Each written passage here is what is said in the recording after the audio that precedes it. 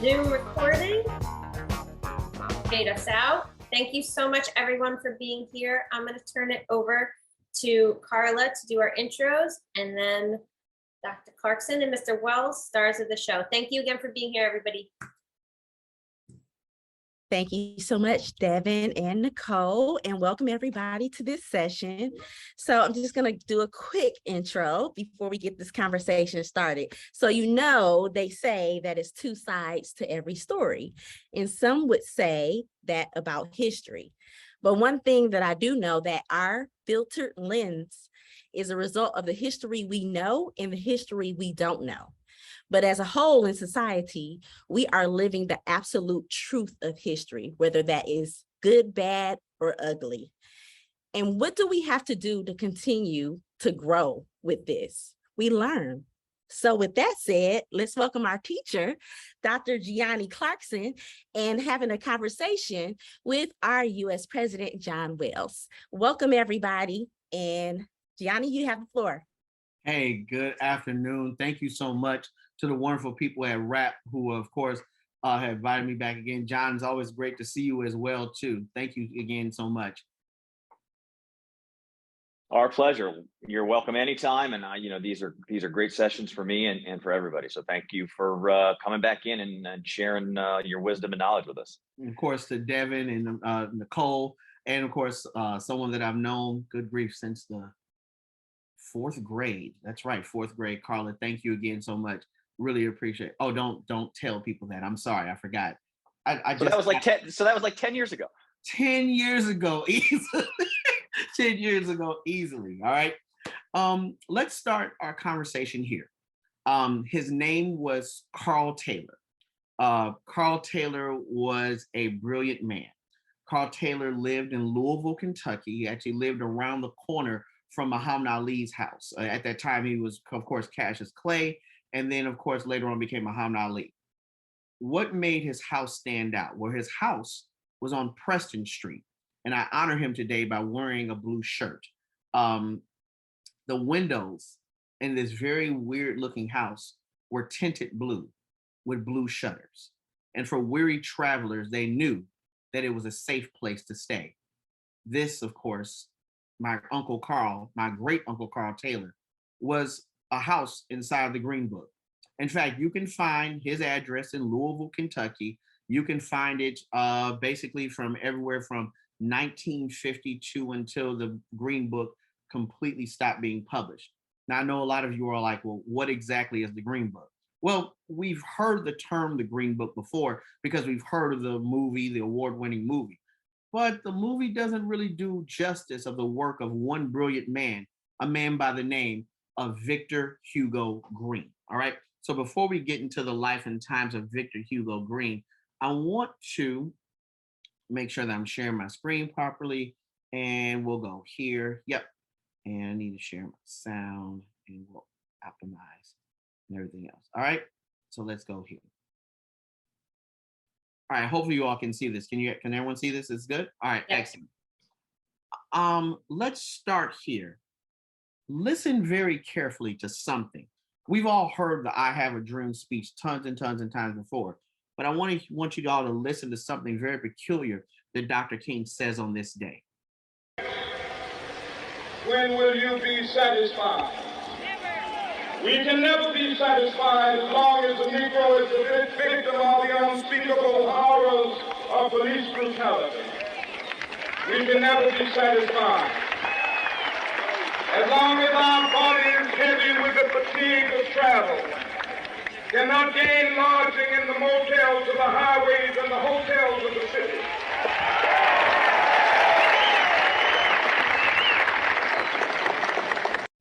Did you hear that? A lot of people miss it, but did you hear that? Better yet, I'll do this. It's right here. You guys see this? Dr. King, in the middle of his I Have a Dream speech, says the following sentence. He says, we can never be satisfied as long as our bodies heavy with the fatigue of travel cannot gain lodging in the motels of the highways and the hotels of the city. But what was happening during the period of the time of the I Have a Dream speech in 6 years prior to the speech even happened, was that many African-American motorists, unfortunately, were meeting their demise or called or wound up being in horrible car accidents. Why? Because they were not allowed to stay in hotels. And them not being allowed to stay in hotels, people were driving past fatigue. Well, why are they driving past fatigue? One, because they have no place to stay, but also because they're afraid of sundown towns and the dangers that awaited for them there. Don't worry, I'll explain all the above. Let's go here. This is Victor Hugo Green. And ever since the African American experience has existed, travel in America has been a bit of a challenge. In fact, you could honestly see some of the struggles in the travels of African Americans inside of the foods that we eat, right? Now, of course, we know what these are, like hush puppies and black eyed peas. However, for many African Americans who were runaway slaves during this period, a hush puppy, a piece of fried dough thrown on the ground, was a great way to get a dog off your scent. While they were so busy eating this fried treat, the dogs would be silent. That's why they're called hush puppies. Now, we all know that we eat black eyed peas. Well, in many African American traditions, we eat black eyed peas. Why? Because it's going to give you good eyesight. Well, yeah, that's partially true. But also for runaway slaves who were trying to find safe travel, black eyed peas were a warning to some runaway slaves to let them know, I don't think you should go this way because there's danger that's near. If you saw black eyed peas on the ground, it meant that eyes were watching you that were not kind.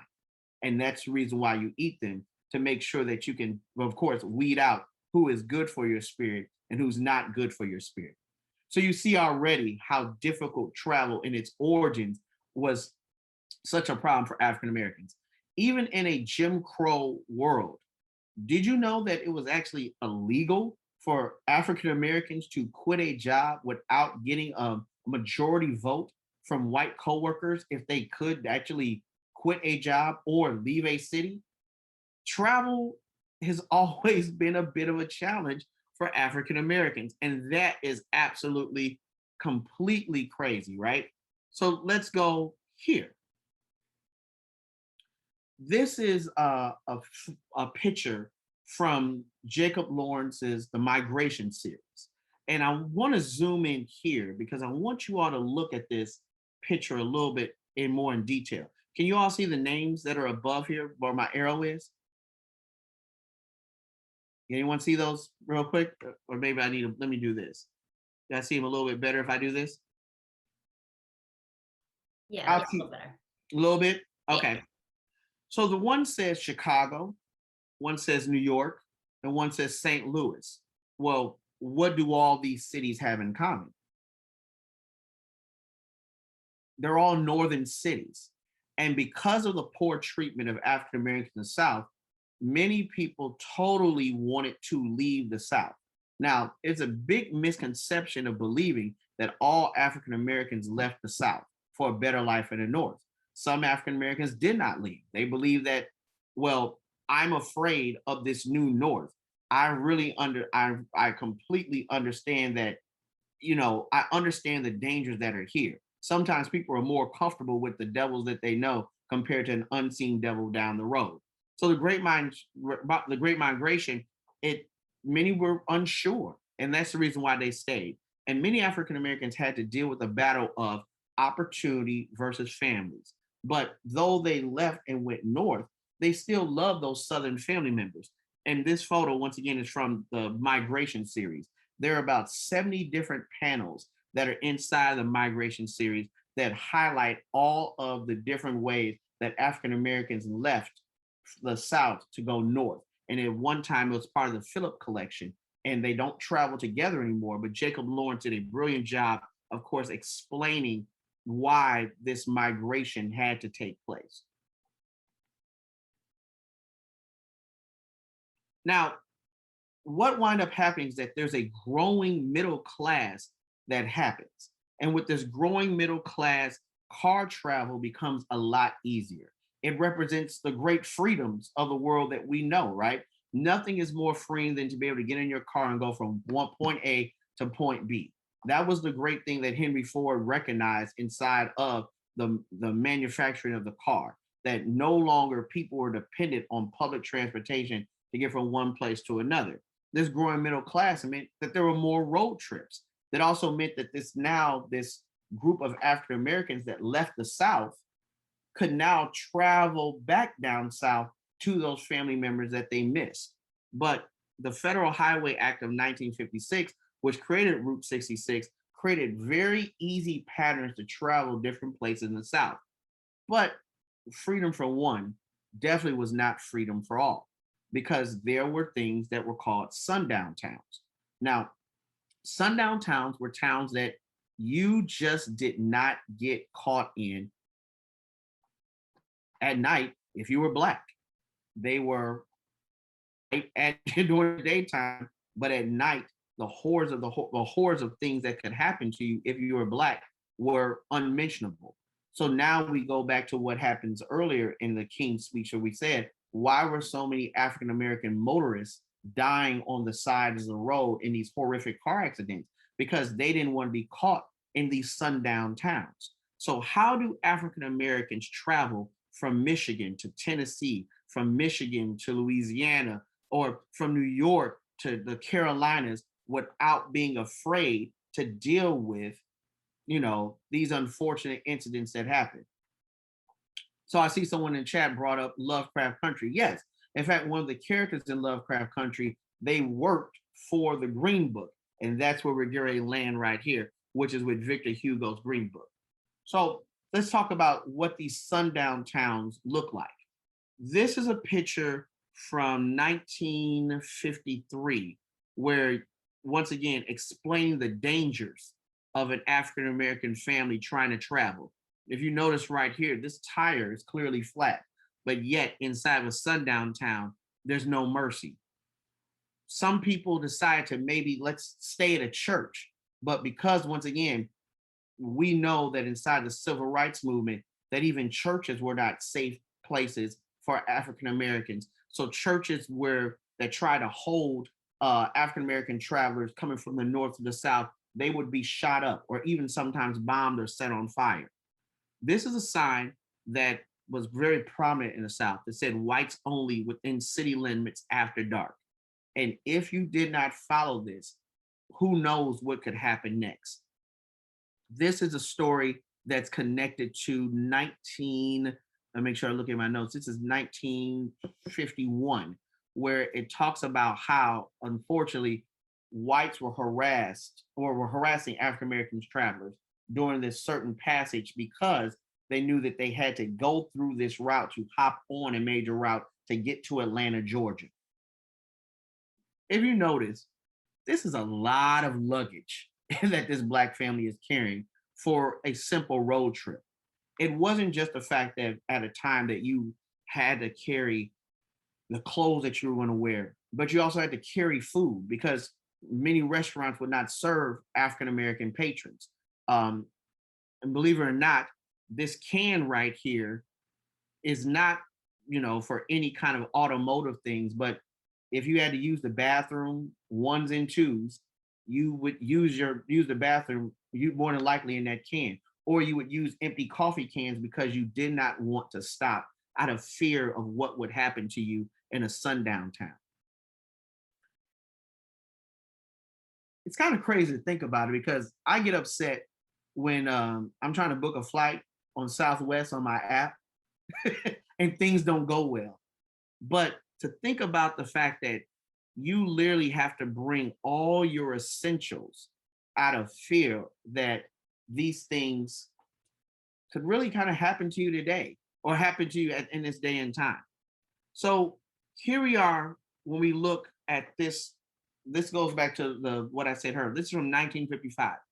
Motels along Highway 66 ban Negroes. NAACP aide says. An official of the National Association for the Advancement of Colored People has charged that Albuquerque motels and others in New Mexico along US 66 are not open to Negroes. He said it was not surprising that 6 Negroes met death in a traffic accident. This goes once again to show that you have a choice, and that's why I put this here. Do you want your death by fatigue, of road travel, or do you want a death by violence? No one wants to die, especially when you're just simply trying to see your family members, to reconnect, but how does this happen? How are we able to reconnect? Um, how are you able to like reconnect with these people? Because once again, all African Americans did not leave the South, but they still want to be a part of this South that they, or their family members. Thus enters, well, Victor Hugo Green. Victor Hugo Green was a mailman from New York. And to do a little connection between my great uncle Carl, my grandfather was a mailman as well too, and was a surveyor for the Green Book. So the Green Book was an actual book that you could use that would tell you where it would be safe for you to travel, what hotels, what restaurants could you travel in. And Victor Hugo Green decided to create this book because he realized that for African Americans and also for some Jewish Americans as well too, there were certain places in the South where you could not go. And this was horrible. So these men that you see right here are all men that worked, black men that worked, and black men and women, I should say, that worked inside of the post offices across America. Many African Americans between the time period of 1937 to almost 1971, the Postal Service was made up of a good majority of African Americans. And what were their jobs? Well, a lot of them were mailmen and a lot of them were address clerks, but none of them were allowed to be front of the desk help. So they were able to see letters and get information about where were good places for people to stay. And also there were tales along the way that people could notice that it would be a good place to stay according to the Green Book. One major color, which of course was the color blue. If a house was painted blue and had a blue tint on the windows, then you knew that they were friendly inside the Green Book. But also you were able to look inside of the Green Book and look and see where were these locations at. Now, restaurants, African American restaurants, of course, wanted to be a part of this Green Book and be labeled as a safe space for African American travelers. So they bought ad space. And who finds out about this is, of course, a Black family or a Black employee at Exxon is getting ready to travel. And a white executive sees this book. And of course, this African American man is extremely nervous about that he now has this book. And he says, "What is this?" He's like, "Well, it's the Green Book. And this is how my family and I are able to travel safely from one place to another." He immediately says, "This is brilliant." Exxon, which of course now is Exxon now, becomes one of the major corporate partners for the Green Book. And that's able to be sold in many Black gas stations. And that kind of creates this guerrilla marketing to make sure that it's only targeted towards people who need it and making sure that if there are safe houses for people who definitely need it. Victor Hugo Green, with his network, very much so operates in the way of Harriet Tubman and the Underground Railroad. There are signs that people see about understanding where point A goes to point B, and you can use the bathroom here, you can shower here, you can pull your car in the back so people don't see out of state plates and then want to do harm to you. So there are a lot of clever things that happen, inside the Green Book. To give you an example of how the Green Book works, let's go on a road trip ourselves. John, you ready? Let's do it. All right. So we're going to use the Green Book. We're going to choose the year 1947. And I'm going to choose a trip that would be very significant to me, which would be the fact of I left Detroit and head down to New Orleans. Now, in today's society with speed limits, it's still a 25-hour trip. Remember, in today's society, it still would be a 25-hour trip. So really a day trip. However, in the make and model of modern day car in 1947, this trip would take 2 days. Okay, everyone doing some quick math here? This trip would take closer to 2 days. So that's trying to show you the modernization of cars, speed limits, highways, all that. Got it? Good. So I'm going to put in, of course, Detroit, Michigan, and we're going to go to New Orleans, Louisiana, home of my beloved Dillard University. All right. And let's map our trip. So you see, from traveling from Detroit, I can't stop and eat anywhere in the state of Ohio. Then I get to Frankfort, Kentucky, and this is called Club Hollywood. I could eat there. Oh, this is good. So I could eat in Club Hollywood. We'll take a look at the menu inside of Club Hollywood once it pulls up. I can stop again and eat in Kentucky at a place called M.E. Wintersmith. I can't eat anywhere in the state of Tennessee. I can eat one more time in the state of Mississippi at a place called the Home Dining Room. And then finally, I can go and stay at the Palace Hotel. And I know where that is, Annex Street. That's actually in the warehouse district of New Orleans, Louisiana. So for 2 days, John,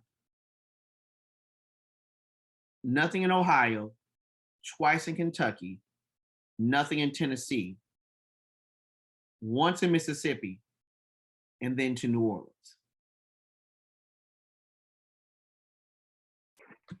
Yeah, I mean, that is completely absurd, and I've got so many questions. And I love, so the first question that should pop up is, well, what about fuel? Well, believe it or not, many families traveled with their own gas. Now, of course, nowadays we would like to travel with our own gas because of the cost of gas.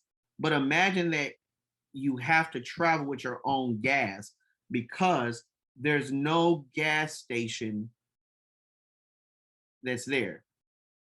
You maybe can sleep, of course, maybe at the hotel, at this restaurant, but is that even guaranteed? Let's go back and look at the same trip. I'm sorry, let's go back and look at the same trip, and we're going to go 1956, and we'll go Detroit again, and then we'll go back to New Orleans, right? In 1956.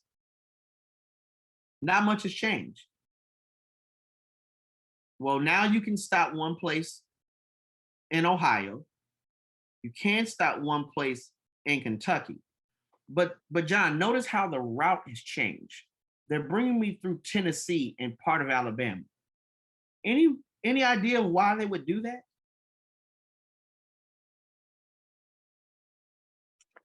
Because there's no safe place because that's the only safe route to go. That's the only safe route to go. So in the midst of basically 8 years, this restaurant that was here in Mississippi has probably been discovered and therefore no longer exists as a safe place.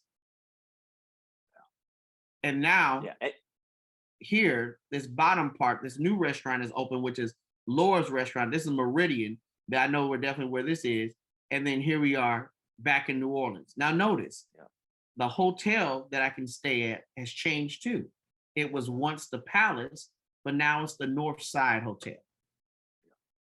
So it just really shows how this book was so important to the travels of African Americans and their safety. That didn't pop up. I've talked way too much, Gianni. Go ahead.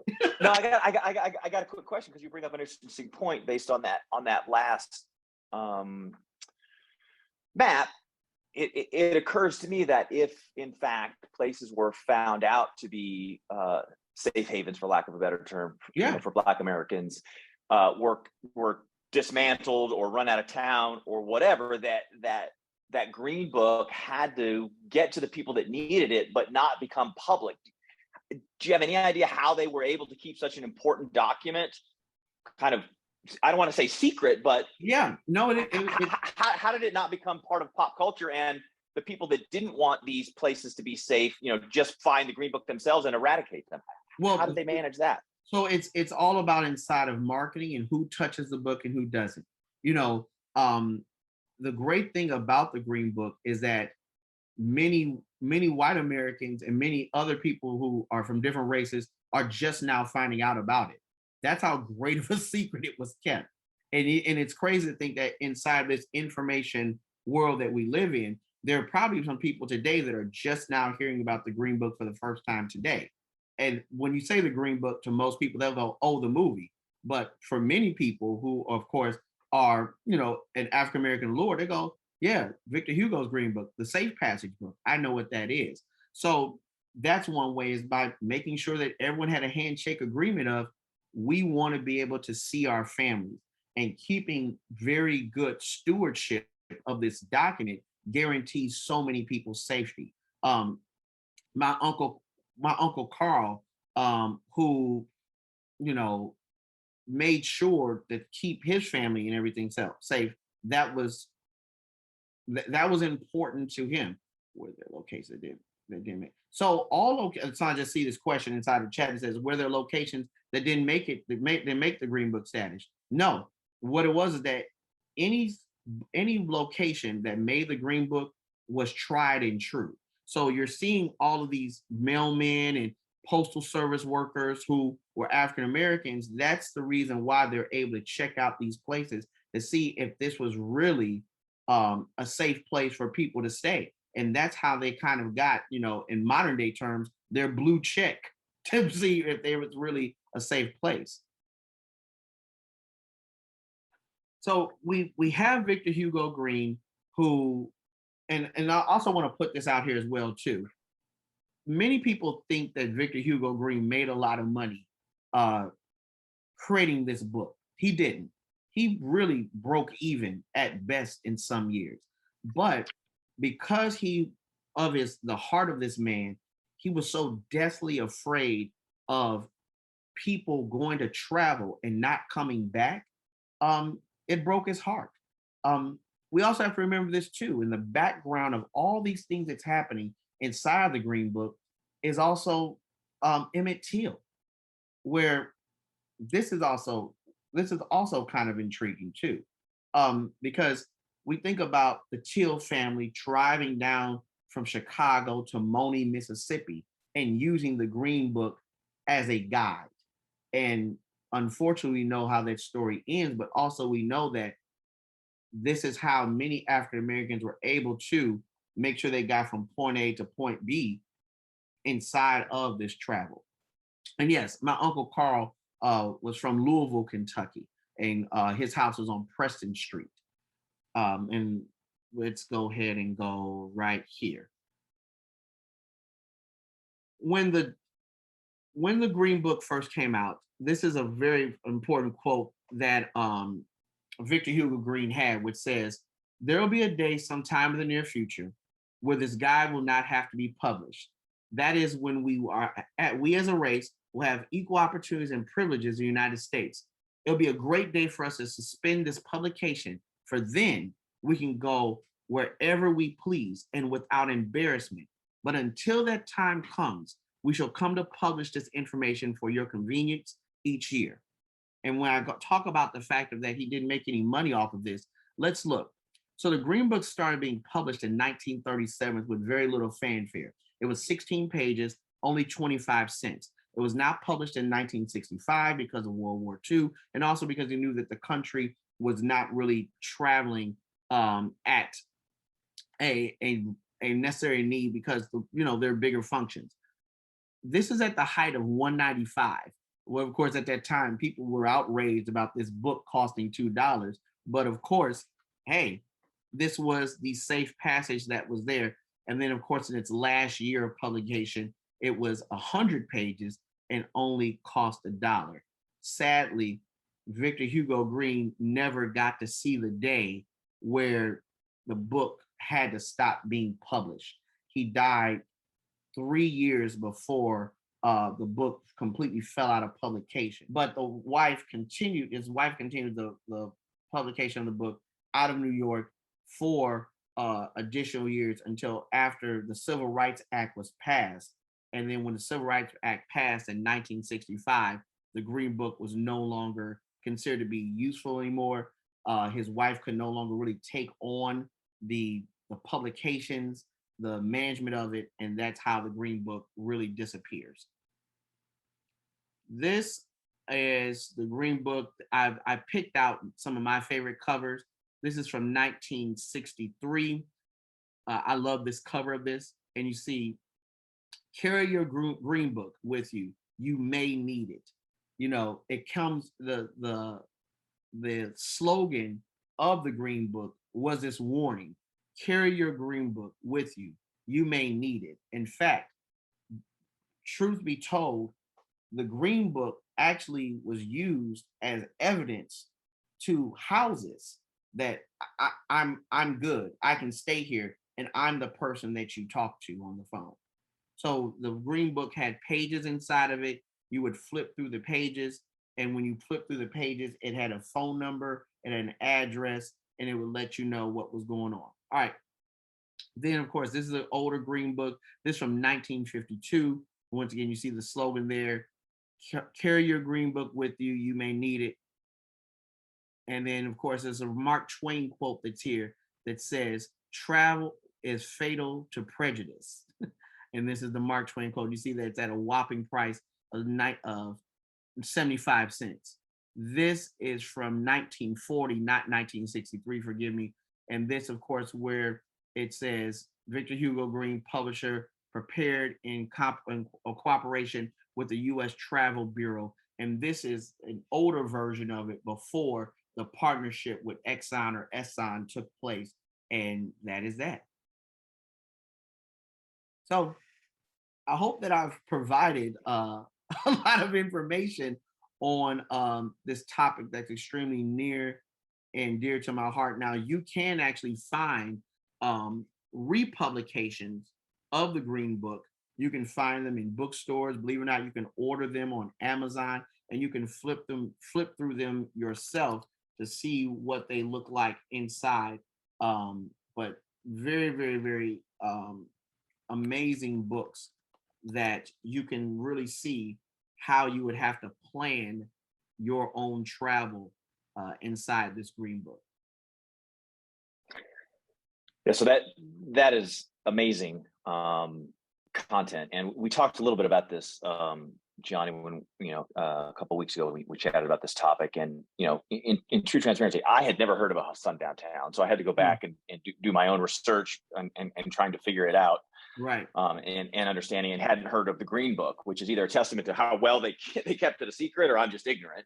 You can be the judge of that. But I guess one question that I have that comes up is, and it came up in the chat, they still exist today, but they're not part of the discussion. Nobody is, or at least where I don't hear it out there, that it's something that racism still exists. We know that, but in terms of sundown towns and where they are and what they're doing and how they're operating isn't talked about. And if we don't talk about it, I don't think we can solve it, because clearly, at least that I'm aware of, the signs aren't posted anymore, right? So they've gone a little bit more covert. So why do you think it is that it's not talked about, or to the level that it needs to be talked about? And how do we change that? Well, one, someone inside of that town that has those racist practices has to say what we're doing is wrong. Why are there an insane number of people who stop through this town and feel like it's threatening and don't feel like I can be safe here? Someone has to say this is wrong. And then the next thing they have to do is, because I know this is wrong, I want to be able to change this thing. Carla and I talked about this earlier, that, we were both in college, her going to school in New Orleans, me going to school in New Orleans at Dillard, HBCU, her going to Tennessee State, HBCU as well. Part of the college experience is you wanting to go on road trips, go from one place to another and enjoy that. But we knew there were certain towns that we weren't going to stay in too late. There was no way I was going to be in Houma, Louisiana by myself. I knew I was not going to be walking through parts of Prentice, Mississippi, or outside of Prentice, Mississippi by myself. We knew those things were dangerous. So until those people feel like I'm doing something wrong, it does not change. Change always comes first with admittance that there's a problem. And until those people believe that, then that's what's going to happen. Yeah, I think that makes sense, sadly, but I also Yeah. think that we have to put some outside pressure, right? Left to their own devices, it may happen over time, but until we decide that they're to shine a light on it or a brighter light on it and put pressure on these folks, it's not going to change. So I guess we just have to figure out how do we make it part of the conversation moving forward, and making it part of the conversation. I guess that leads me to my next question, which is, if memory serves me correctly, while the movie is titled The Green Book isn't mentioned or talked about within the movie. And is that part of the problem, right? They want to make a movie about the topic, but they don't want to talk about the topic in detail. Right. I mean, I know they made it for commercial value, but if you're going to do it, like, why avoid the topic, I guess? Well, it was why do you? It's so brilliantly ice skated around, and it really focuses on the relationship between the pianist and the driver, and it's completely just, they don't, it's kind of like for failing to talk about the elephant in the room. Why does this man need a driver when he's capable of driving? Why do you have to be his bodyguard? It also falls into one of the most horrible white motifs in a lot of movies for me anyway, is that the white savior, that this white person must save this black person because their inability to do it themselves. And that's the reason why the movie is so highly problematic to me, because it doesn't talk about why this has to happen, and was there someone who was really trying to make better for this. I wanted to bring up this artifact real quick because I want to be very clear about the scope of like the Green Book. Like, I don't want you to think, or I don't want anyone to think that it just solely is this, right? So let me go here. All right, here we go. So here is, bam, and you all should be able to see this. This is a picture of the Green Book. And I want you to notice how they have really everywhere covered. You know, the Caribbean, Canada, Bermuda, Wyoming, Wisconsin, you know, various vacation sections that are located as well too. It also says where the Green Book could be delivered at the cost of 29 cents. And this is a 1956 version that we have the Green Book that's here. I wanted to point this out because sometimes when we think about African Americans and the racism that they face, we think solely South.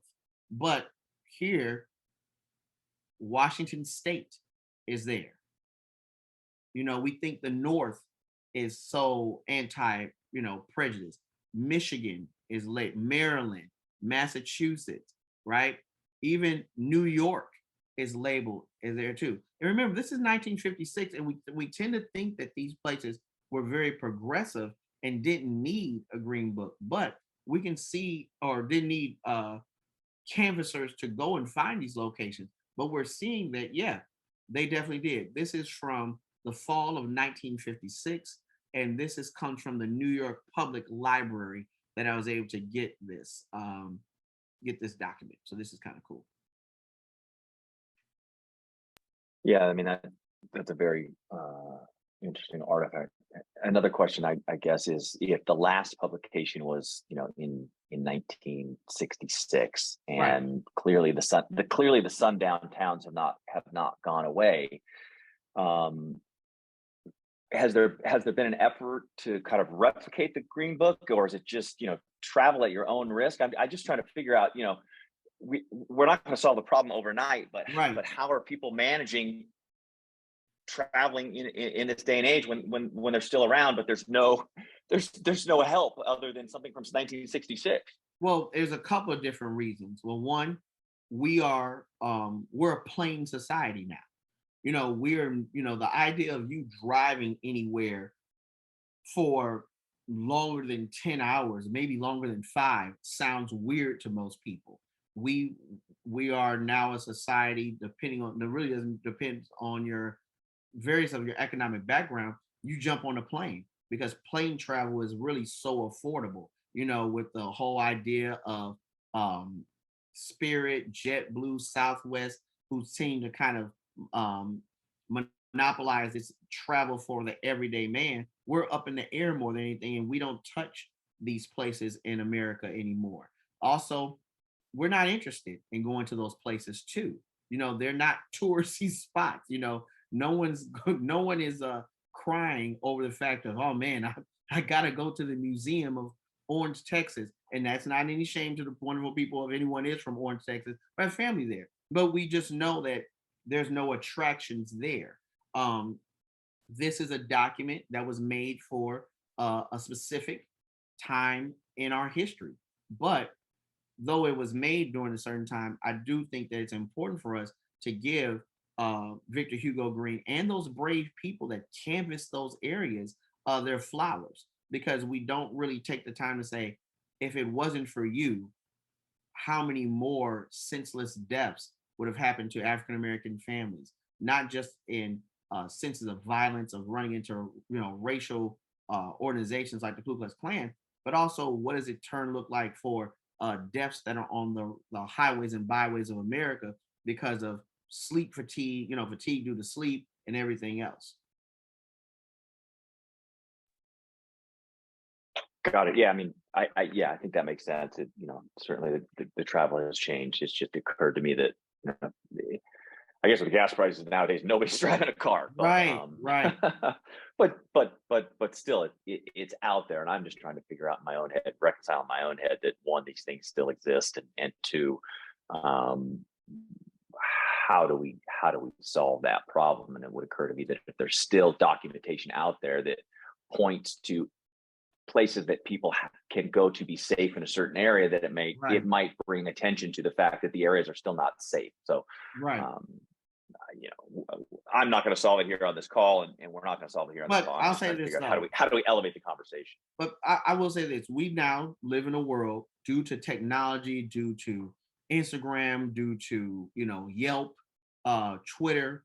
We are constantly writing reviews of everyone, right? And because of that, people are less likely or more likely to follow the advice of what was posted. And people who have those undesirable behaviors are less likely to do those things because they know that we're already there. We now, to quote one of my favorite things that I've said here recently, we now live in a day and age where no one says, I sure wish we had a camera.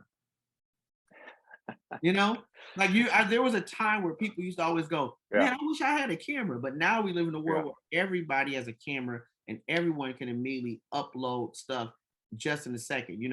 I have friends, my father, who at one time, I think he still is, the king of Yelp. He'll write a review on anything. And that also kind of leans to a more 2022 version of the Green Book. So does the Green Book still exist? No, but we are now each other's surveyors of service, treatment, anything that goes sideways. We work as each other's now personal surveyors, I think now. No, and that makes a lot of sense. And as you're talking as well, I'm looking in the chat, and John, right, between blogs and Yelp, and people even saying on TikTok, and with all the social media out there, it's almost more pervasive in real time, which I still can't get over the fact that it's out there, that is not a higher topic of conversation. But crazy.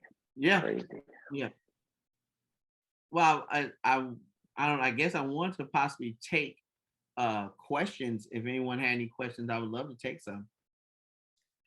People can't jump in and chat, Giani, but I'm looking in the chat just because I wasn't sure what format you were going to use. So I wanted to make sure we didn't have any background noise. But there was an interesting question, I'm just looking for it, that someone asked about the perception of Exxon for partnering and I'm looking for it. Carla, Nicole, or John, I don't know if you can find it too. Or if whoever asked wants to drop it back in so I can find it more easily. But do you know if there was any sort of public perception one way or another about Exxon's involvement, or was that sort of below the radar? Because I thought that was an interesting question. Well, it was cheered on and loved. In fact, now that someone has brought that up, let me find this. But let me start with showing you all this first, because I wanted to go with this. Hold on for a second, and we are here. So this is a really good look into, oh, there it is, bam. This is a look into the book. And as you see, tourist homes, you see one man who's in Wilmington, you see his name, Charles Payne, 417 North Street, 6th Street, 417 North 6th Street, the restaurants that were good, that we said, beauty parlors, shows the Black-owned businesses that you could go to. Here, if you're in Canton, Ohio, here's a drugstore that you can go to called Southside, which is 503 Cherry Avenue. There's a list of restaurants: Mom's, Perkins, Williams, The Hideaway. I think that's cleverly named. Here's another list of Chinese beauty parlors. How about this? A Chinese restaurant in Cincinnati was a safe spot. And the place was called Tim Pang's, 514 West 6th Street. And then, of course, had some places in Cleveland as well, too. Even nightclubs that were there. This is another one. I'm just going to go over here. Taxi cab companies that were safe for African Americans to use as well, too. There's a famous Black family with Exxon, and it's a commercial that is there. And I'm trying to make sure that I have this up. And I thought that I had it up earlier, excuse me. But there is here it is right here. This is actually was inside of one of the covers of the Green Book. Let me go ahead and pull this up.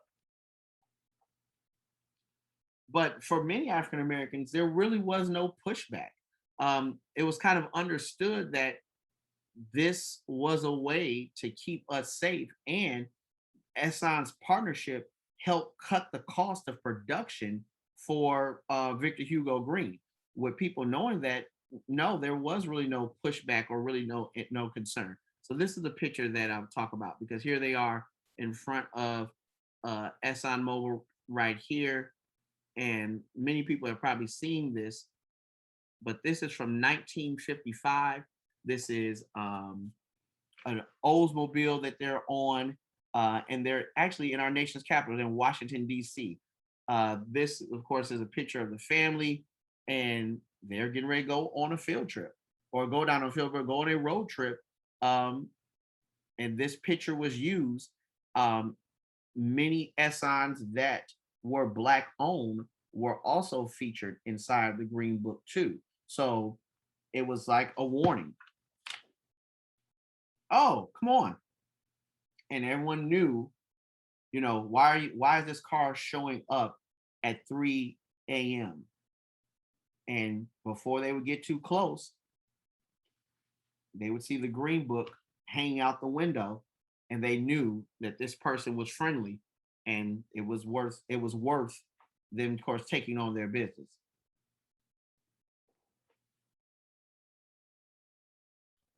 Anybody else have any questions? I'm watching the chat to bring them up to Giani's attention if there's any new ones. I saw one around Caribbean listings, but I don't know, are they still relevant? Probably. No, they're not. They're definitely not relevant now. Just because, once again, I said, with a conversation with John and I earlier, that we are each other's surveyors now, so we know. Inside of African American communities, of course, there are guides that feature Black-owned businesses, but not at the level of that. Oh, please take. You'll only use these businesses because of issues of safety.